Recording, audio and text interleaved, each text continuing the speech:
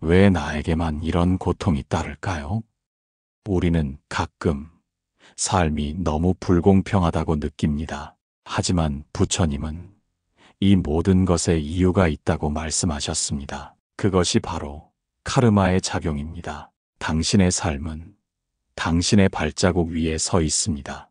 우리는 왜 같은 세상에서 이토록 다른 삶을 살아갈까요? 어떤 이는 태어날 때부터 평탄한 길을 걷고 어떤 이는 끊임없이 장애물과 마주합니다. 그 차이는 어디서부터 시작된 걸까요? 부처님은 말씀하셨습니다. 모든 존재는 자신의 업을 상속한다. 업은 태어남의 근본이요. 업은 따르는 자요. 업은 나의 의지에 의해 이루어진다.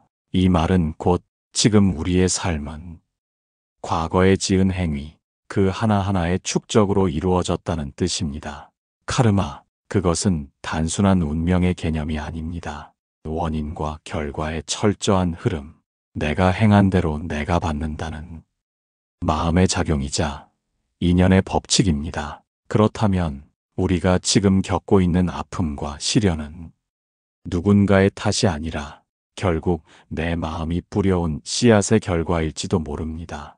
이 사실을 받아들이는 순간 우리는 피해자가 아니라 삶의 창조자가 됩니다. 하지만 이쯤에서 이런 마음도 생깁니다. 나는 기억도 나지 않는 전생에서 도대체 무슨 죄를 지었기에 지금 이렇게 힘든 걸까? 이 질문에 부처님은 이렇게 답하십니다. 지금 이 순간의 행위가 다음 생을 만든다. 과거를 알 수는 없어도 현재의 마음은 우리가 만들 수 있다는 뜻입니다. 즉, 어떤 업을 지었든 간에 지금 이 순간의 선택과 실천으로 미래의 흐름은 얼마든지 바꿀 수 있다는 것입니다. 지금 내가 짓는 작은 선업 하나가 미래의 나를 지탱할 큰 그늘이 됩니다. 그러니 카르마는 무서운 법칙이 아니라 자유를 위한 지혜입니다. 억울함에 머물지 않고 누군가를 원망하기보다 지금 이 마음을 어떻게 쓸 것인가에 집중한다면 그 순간부터 삶은 조금씩 바뀌기 시작합니다. 불교는 우리에게 말합니다. 과거는 바꿀 수 없어도 미래는 언제든지 바꿀 수 있다. 그렇기에 마음의 빗자루로 오늘의 생각을 정리하고 말 한마디, 행동 하나에도 자비를 담아 살아가는 것, 그게 바로 카르마를 이롭게 짓는 수행입니다. 삶은 우연이 아닌 마음의 작용입니다. 당신의 지금도 당신이 만든 것입니다. 그리고 지금 이 순간부터 다시 만들 수 있습니다. 왜 나쁜 사람은 잘 살고 착한 사람은 고생할까? 이 세상엔 참 이상한 일들이 많습니다. 거짓말을 일삼고 남을 속이며 사는 사람인데도 겉으론 잘 살아 보이고 돈도 많고 인기도 많습니다. 반면 늘 남을 돕고 정직하게 살아온 이들은 왜 그렇게 고생만 하는 걸까요?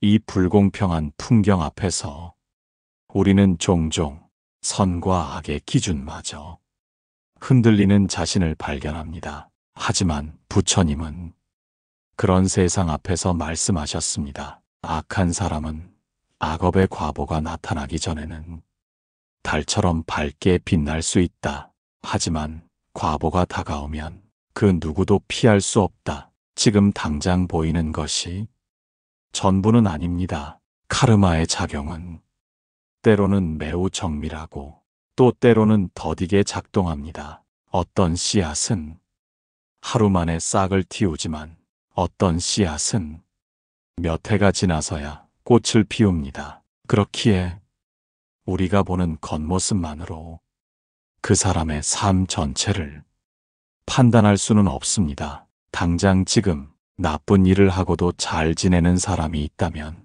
그는 단지 과거의 선업으로 잠시 누리고 있는 것일 수 있습니다. 하지만 그 속엔 이미 다음 과보가 자라고 있을지도 모릅니다.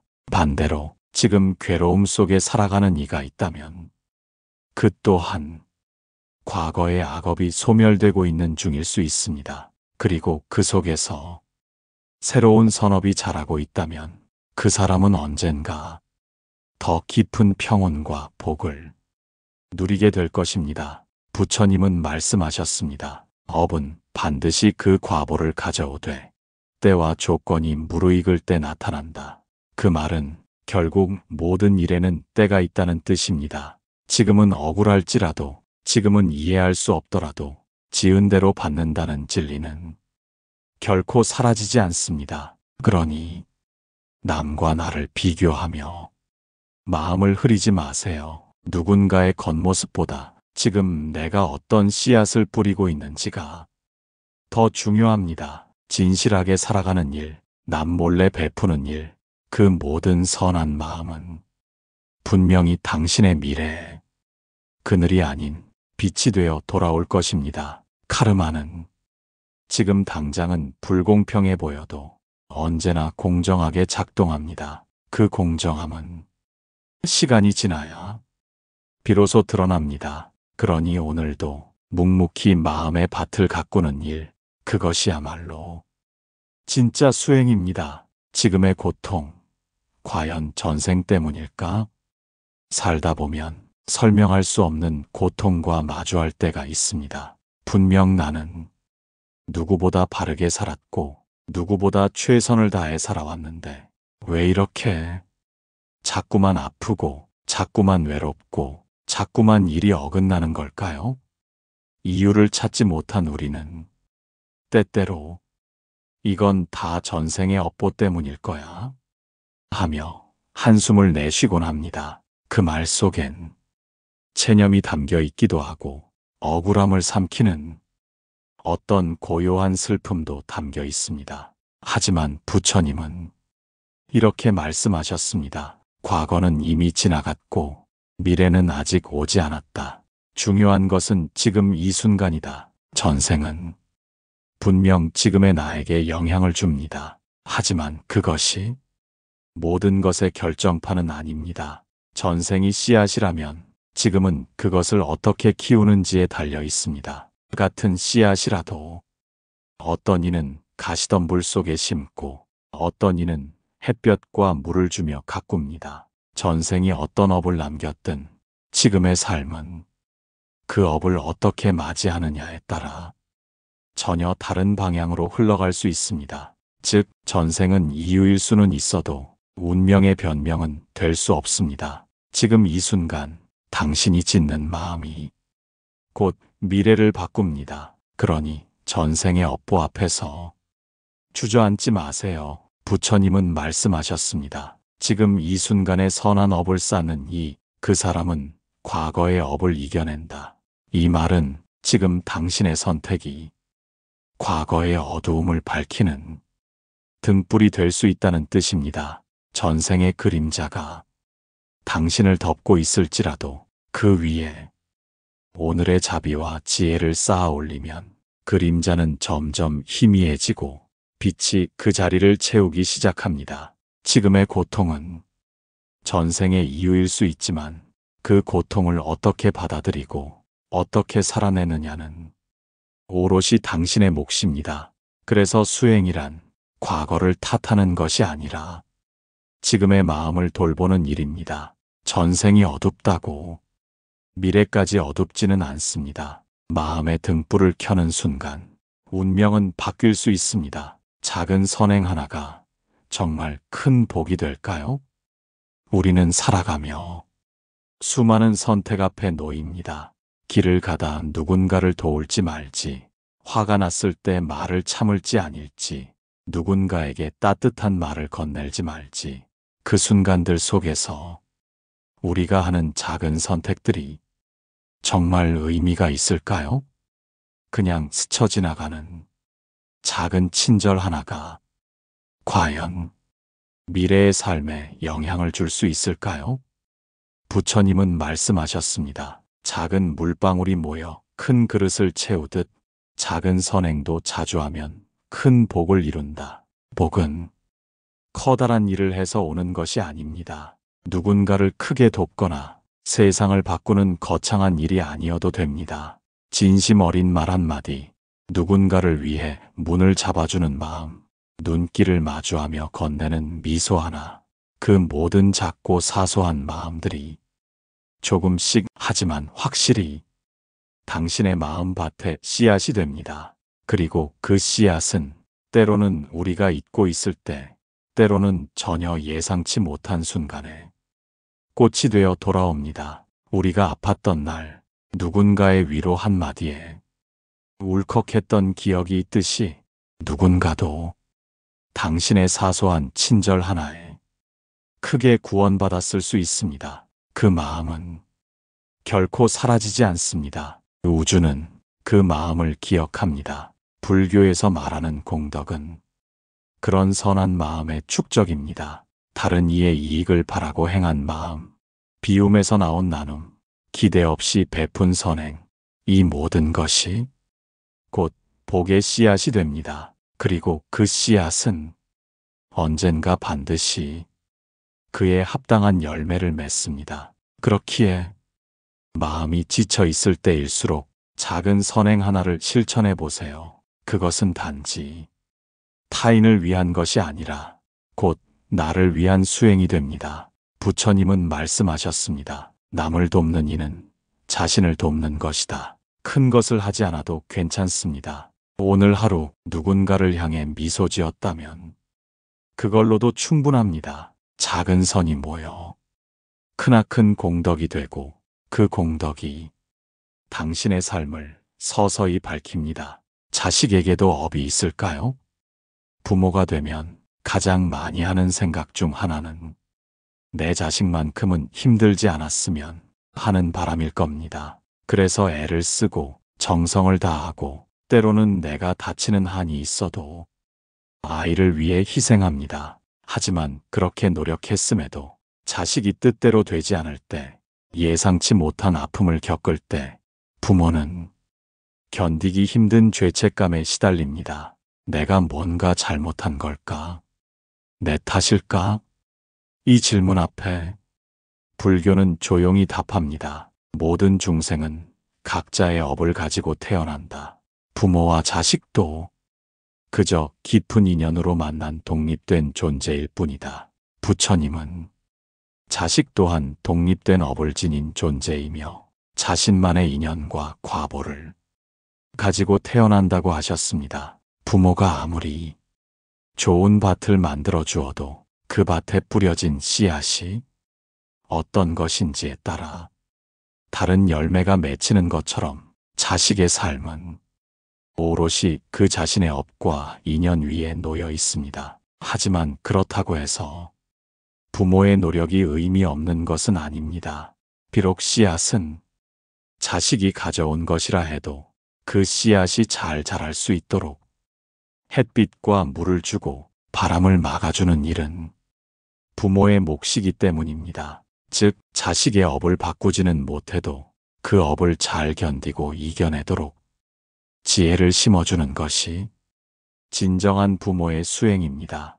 부처님은 이렇게 말씀하셨습니다. 부모는 자식의 삶을 대신 살아줄 수 없지만 자식이 괴로울 때 등을 내어주는 그림자 같은 존재가 되어야 한다. 그림자는 말이 없습니다. 빛이 있든 없든 그저 곁에 머무릅니다. 그것이 바로 자식에게 가장 깊은 힘이 되는 부모의 자비입니다. 그러니 자식의 고통이 모두 부모의 탓은 아닙니다. 다만 그 고통 앞에서 무력함 대신 깊은 연민과 지혜로 함께 해주는 마음, 그것이야말로 업을 이기는 가장 따뜻한 길입니다. 우리는 모두 각자의 업을 지니고 이 세상에 왔습니다. 그리고 그 업 속에서 서로의 인연을 만나 삶을 배우고 있습니다. 부모도 자식도 그 인연 속에서 함께 수행하는 동반자입니다. 나쁜 업을 지었을 땐 어떻게 해야 하나요? 우리는 완벽하지 않습니다. 살아오며 알게 모르게 누군가를 아프게 했고 어쩌면 자신조차 다치게 했습니다. 돌이켜보면 그때 그러지 말았어야 했는데 하는 후회, 잠 못 이루게 하는 죄책감, 스스로를 용서하지 못하는 마음들이 우리 안에 고요히 남아 있습니다. 그리고 문득 이런 생각이 들지요. 내가 지은 이 업, 언젠가 반드시 돌아올 텐데 이 고통도 내가 받아야 할 벌일까? 부처님은 말씀하셨습니다. 과거의 업을 반성하고 참회하는 자는 물 위의 이슬처럼 고통에서 벗어날 수 있다. 즉, 지은 업은 결코 사라지지 않지만 그 업의 무게는 어떻게 마음을 쓰느냐에 따라 달라질 수 있다는 뜻입니다. 나쁜 업을 지었다면 그 사실을 외면하거나 회피하기보다 진심으로 참회하는 것이 가장 먼저 할 일입니다. 참회는 단지 입으로 하는 사과가 아닙니다. 진심으로 자신의 과오를 마주하고 그 고통을 받아들이는 일입니다. 그리고 그 마음을 선행으로 바꾸어 나가는 과정. 그것이 진정한 참회 수행입니다. 부처님께서는 업은 물에 글을 쓰는 듯이 지울 수 있다. 단, 깊은 정성과 실천이 있다면 이라고도 말씀하셨습니다. 그 말은 설령 우리가 큰 업을 지었더라도 진정으로 뉘우치고 다시는 반복하지 않으며 선한 마음을 실천할 수 있다면 그 업의 과보는 서서히 희미해질 수 있다는 뜻입니다. 물론 그 과정은 쉽지 않습니다. 마음은 자꾸 흔들리고 과거는 여전히 그림자처럼 따라오지요. 하지만 그럴수록 지금 이 순간의 작은 선택, 작은 실천이 미래를 바꾸는 씨앗이 됩니다. 죄책감은 내면을 무너뜨릴 수도 있지만 그 감정 위에 지혜를 얻는다면 더 깊은 수행의 발판이 될 수 있습니다. 지나간 잘못을 통해 자신을 더 깊이 이해하고 타인을 더 따뜻하게 품을 수 있다면 그 고통조차 언젠가는 공덕이 됩니다. 그러니 자신을 너무 오래 미워하지 마세요. 당신은 지금 이 순간부터 다시 시작할 수 있습니다. 부처님은 말씀하셨습니다. 어제 지은 죄를 안고 오늘도 괴로워 말라. 오늘 지은 선으로 어제를 씻을 수 있다. 착하게 살아도 왜 괴로울까요? 가끔은 억울한 마음이 듭니다. 나는 늘 착하게 살려고 노력했고 누구에게 해를 끼친 적도 없고 항상 베풀며 살아왔는데 왜 이렇게 삶이 고되고 왜 이렇게 마음이 아플까요? 선하게 살면 복을 받는다고 배웠는데 왜 내 삶은 그 복과는 점점 멀어지는 느낌일까요? 그 질문 앞에서 우리는 스스로를 탓하기도 하고 세상을 원망하기도 합니다. 세상은 너무 불공평해. 이런 삶이라면 차라리 선하게 살지 말걸. 하지만 부처님은 그런 마음을 조용히 다독이십니다. 선업은 즉시 그 열매를 맺지 않지만 마침내 반드시 빛이 되어 돌아온다. 이 말은 지금의 괴로움이 결코 선업의 부정이 아니라는 뜻입니다. 카르마의 작용은 언제나 때를 가집니다. 우리가 심은 씨앗이 바로 그 다음날 열매를 맺지 않는 것처럼 선하게 산 삶의 공덕도 때로는 오래 기다려야 합니다. 그 시간 속에서 우리는 더 단단해지고 더 깊어진 마음을 얻게 됩니다. 그 자체가 이미 큰 복입니다. 또 하나, 착하게 사는 삶이라 해서 고통이 아예 사라지는 것은 아닙니다. 이 세상은 모든 이가 업의 흐름 속에 있기 때문입니다. 선한 사람도 그 사람이 지닌 과거의 업을 겪어야 할 수 있고 고통 속에서 선을 지켜가는 그 과정 자체가 오히려 더 큰 공덕이 되기도 합니다. 부처님은 말씀하셨습니다. 고통 속에서 선을 지키는 이는 어두운 밤에 등불을 든 자와 같다. 그 말은 지금의 괴로움 속에서도 선한 마음을 잃지 않는 그 자세가 얼마나 빛나는지를 말해줍니다. 착하게 살았음에도 괴롭다면 당신은 지금 빛을 품은 고요한 수행자일 수 있습니다. 그러니 너무 낙심하지 마세요. 지금의 고통은 당신이 살아온 선함을 부정하는 것이 아니라 그 선함이 더 단단히 뿌리내릴 수 있도록 도와주는 바람일 수 있습니다. 공덕은 소리 없이 쌓이고 때로는 고통이라는 옷을 입고 당신의 삶을 정화합니다. 결국 선하게 사는 것은 누구를 위한 것이 아니라 나 자신의 마음을 위한 것입니다. 그 마음을 지키는 순간 당신은 이미 복을 짓고 있는 중입니다. 복이 많다는 건 도대체 무슨 뜻일까요? 우리는 흔히 말합니다. 저 사람은 참 복이 많아. 나는 왜 이렇게 복이 없을까? 복이 많다는 건 무엇을 의미할까요? 돈이 많은 것? 건강한 것? 좋은 가족을 둔 것?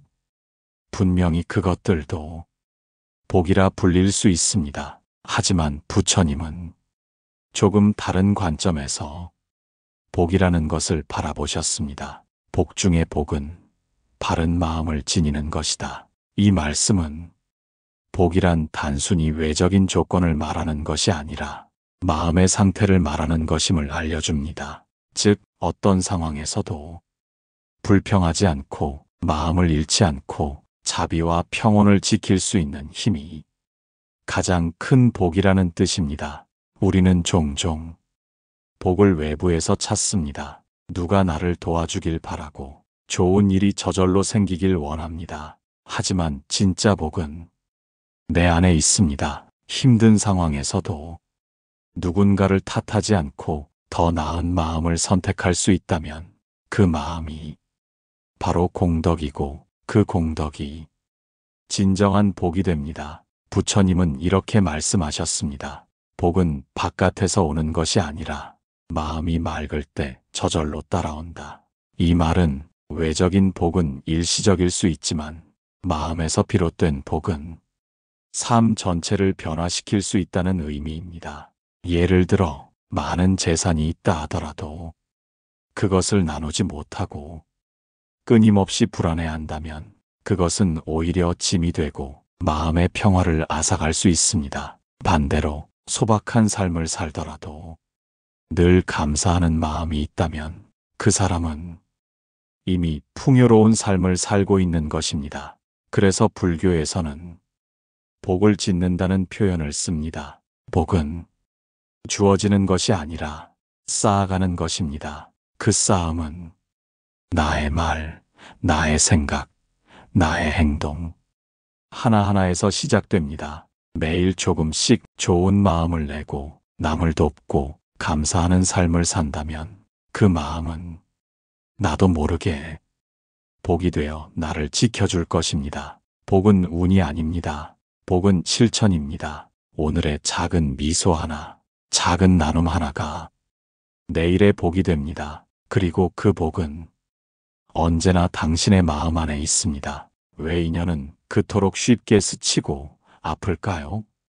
우리는 살아가며 수많은 사람을 만납니다. 누군가는 잠시 머물다 떠나고 누군가는 깊이 스며들다 아픔만 남긴 채 사라집니다. 인연이란 참 묘합니다. 처음에는 마치 평생 함께할 것처럼 다가오지만 어느새 서로의 삶에서 멀어지고 때로는 그 인연 때문에 깊은 상처를 안고 살아가기도 하지요. 그럴 때 우리는 묻습니다. 왜 이런 인연을 만난 걸까? 내가 뭘 잘못했기에 그토록 아팠을까? 부처님은 말씀하셨습니다. 모든 인연은 원인과 조건이 있어 생기며 그 조건이 다하면 반드시 흩어진다.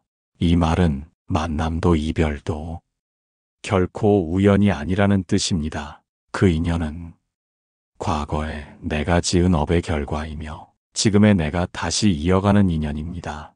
때로는 전생에서 미처 풀지 못한 마음이 이 생의 만남으로 이어지기도 하고 어떤 인연은 깊은 공덕으로 맺어져 함께 성장하게 하기도 합니다. 하지만 그 모든 인연은 머무는 것이 아니라 흐르는 것임을 우리는 잊지 말아야 합니다. 누군가를 너무 사랑했기에 그 이별은 더 아팠습니다. 하지만 그 아픔마저 내 마음에 머물게 두는 순간 우리는 또 다른 업을 짓게 됩니다. 그 인연이 주는 배움을 고요히 바라보고 그 안에서 나를 성찰할 수 있다면 그 인연은 비록 아팠어도 나를 성장시킨 은혜가 됩니다. 부처님은 이렇게 말씀하셨습니다. 인연을 원망하지 말라. 그 인연은 너를 깨우기 위해 온 것이다.